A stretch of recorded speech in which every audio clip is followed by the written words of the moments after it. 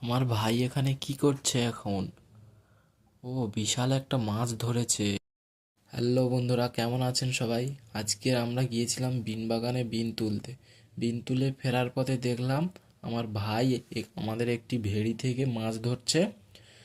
তো এই ছিপে করে মাছ ধরবে, ছিপটা এই জলে ফেলে দিয়েছে।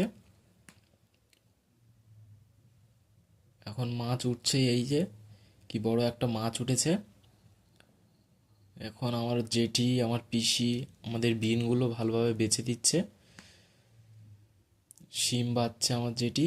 এখন আমরা বিনগুলো ভালোভাবে গুছিয়ে নিচ্ছি বস্তা করে।